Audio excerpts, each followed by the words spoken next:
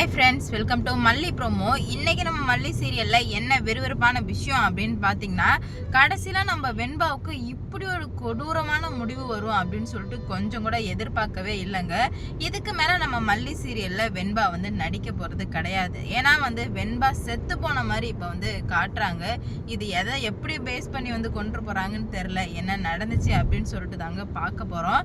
மல்லி வந்துட்டு ஏற்கனவே கடைசியாக வந்து வெண்பா வச்சு தான் வந்து பண்ணாங்க. வேற வழியே இல்லாமல் எப்படியாச்சும் வந்து சுடரையும் ரகுவையும் கண்டுபிடிச்சி ஆகணும்னு சொல்லிட்டு வெண்பா வச்சு மூவ் பண்ணதில் இப்போ மல்லிக்கே இவ்வளோ பெரிய இடி வந்து விழும் அப்படின்னு சொல்லிட்டு எதிர்பார்க்கவே இல்லை. ரகு இருந்துக்கிட்டு வெண்பா இது பேக்குள்ள பாம்பு வச்சிருக்கேன், இன்னும் 1/2 hour மட்டும்தான், 1/2 hourக்கு அப்புறம் 1 செகண்ட் தாண்டினா கூட உன் பொண்ணு வந்து செத்துருவா அப்படின்ற மாதிரி சொல்லிடுறான். அதுக்கேற்ற மாதிரியே மல்லிக்கு வந்து உயிரே போயிடுச்சு. என்ன பண்ணுறதுன்னு தெரியாமல் அடிச்சு பிடிச்சி, ஏன்னா விஜயும் ஊரில் இல்லை இல்லையா, அதனால் அடிச்சு பிடிச்சி போகலாம், எப்படியாச்சும் நிஷா வீட்டில் தான் வெண்பா இருப்பா அப்படின்னு சொல்லிட்டு போகலாம் அப்படின்னு சொல்லிட்டு மல்லியும் வந்து ஆட்டோவுக்குலாம் பேசுகிறாங்க. வண்டியாக இருந்தால் போயிடலாம், ஆட்டோவுக்கு அதுக்கு எதுக்குன்னு சொல்லிட்டு பேசினா டைம் வேறு ஆகுது, பயங்கர டிராஃபிக் இல்லை, அதனால வந்துட்டு 25 நிமிஷம் ஆகுது. பயம் தாங்க முடியல. மல்லி கதிரேசனுக்கு நிஷாவுக்கு எல்லாருக்குமே வந்து கால் பண்ணுறாங்க. ஆனால் வந்து யாருமே எடுக்கவே இல்லை. மல்லி மேலே உள்ள வெறுப்புனால மல்லி வந்து எல்லா சாமியும் கும்பிட்றாங்க, கடவுளே என் பொண்ணுக்கு எதுவும் ஆகிடக்கூடாது அப்படின்னு சொல்லிட்டு.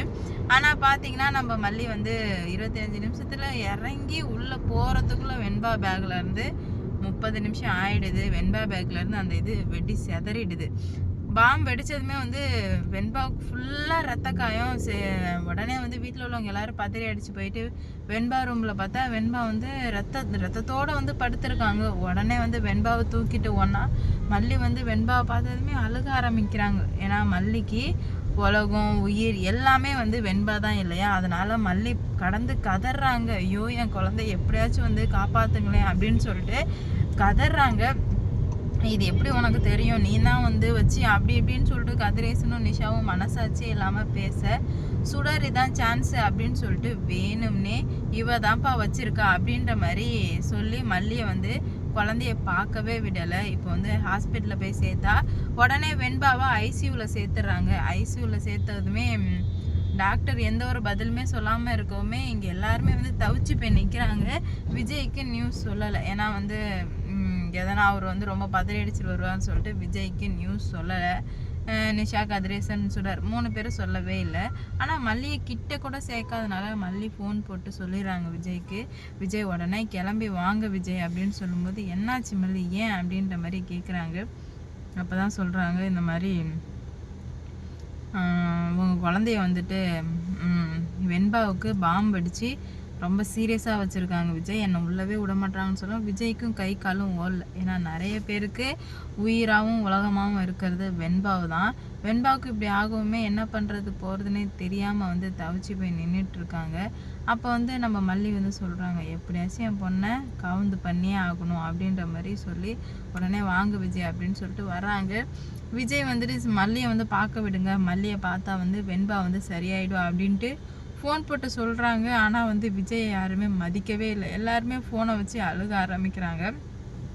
டாக்டர் எந்த ஒரு பதிலுமே சொல்லவே இல்லை. உடனே வந்து டாக்டர் என்னாச்சு டாக்டர் அப்படின்ற மாதிரி கேட்க, இல்லை ரொம்ப கஷ்டம், உங்கள் குழந்தை வந்து பிழைக்கிறது ரொம்பவே கஷ்டம், கடவுள் கையில் தான் இருக்குது அப்படின்ற மாதிரி சொல்லவுமே எல்லாருமே கடவுள்கிட்ட போய் வேண்டுறாங்க.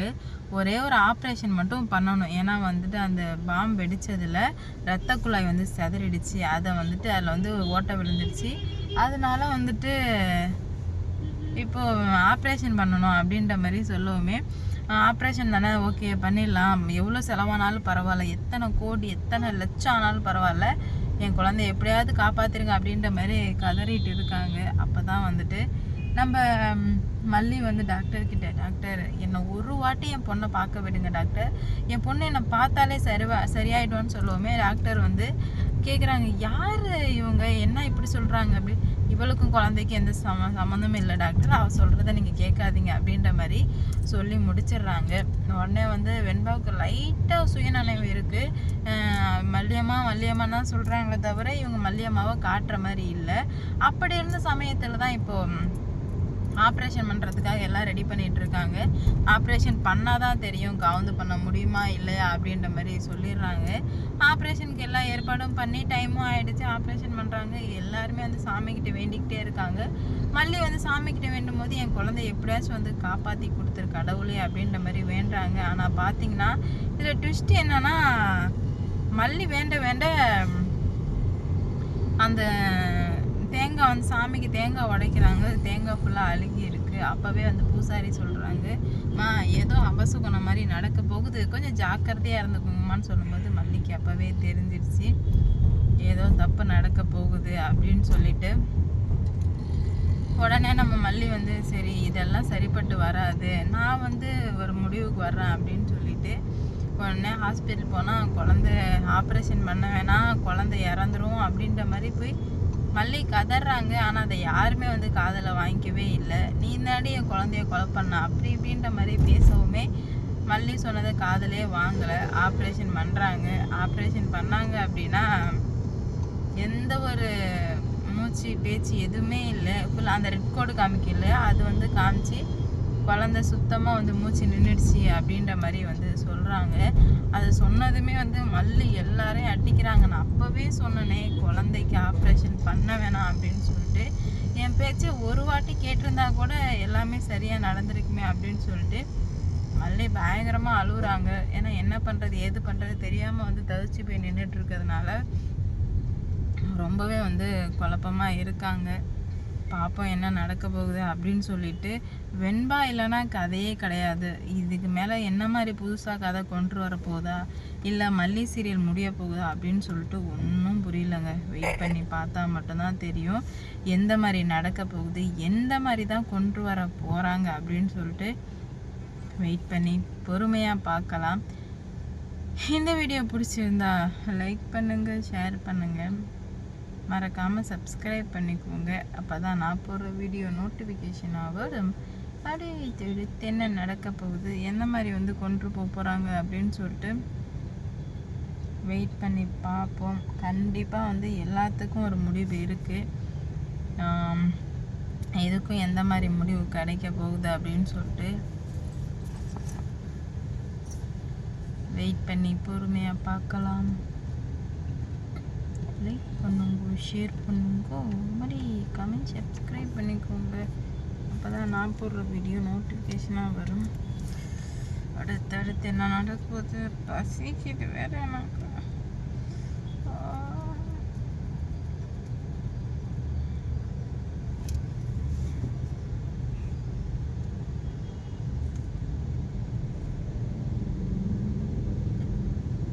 லைக் பண்ணுங்க, ஷேர் பண்ணுங்க, சப்ஸ்கிரைப் பண்ணிக்கோங்க.